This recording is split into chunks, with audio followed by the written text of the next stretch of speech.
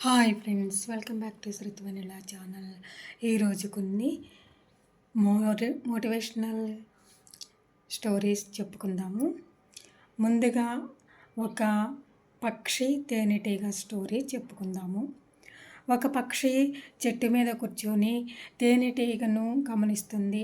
దాని కష్టాన్ని చూసి తేనెటీగ, నువ్వు ఎంతో కష్టపడి నువ్వు పువ్వు దగ్గర సంపాదించి పోగు చేసిన తేనెని మనిషి తీసుకెళ్ళిపోతాడు, బాధగా లేదా? అందుకు తేనెటీగ నవ్వి, తేనె సంపాదించటం ఒక కళ, ఆర్ట్. మనిషి నేను పోగు చేసిన తేనె దొంగిలించగలడు, కానీ నా కళను దొంగిలించగలడా? నేను మళ్ళీ సంపాదించగలను అనే నమ్మకం నాకున్నప్పుడు బాధపడి కాలాన్ని వృధా చేసుకోవటం అనవసరం అని సమాధానం ఇచ్చిందట.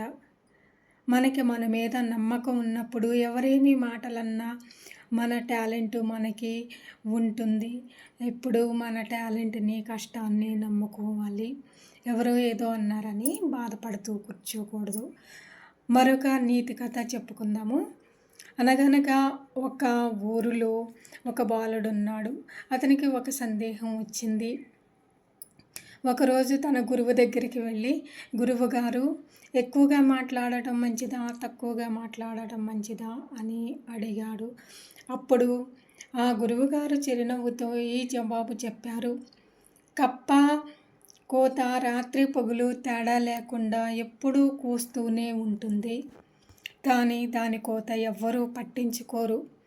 కానీ కోడి మాత్రం తెల్లారుజామున ఒక్కసారి కూస్తుంది. దాని కోత విని అందరూ నిద్ర లెగుస్తారు. అంటే ఏమర్థమయ్యింది? ఎక్కువ మాట్లాడినా ప్రయోజనం లేదు. మాట్లాడేది ఒక్క మాట అయినా అది సరైన సమయంలో మాట్లాడితే అందరూ వింటారు అని చెప్పాడు గురువుగారు. అది విన్న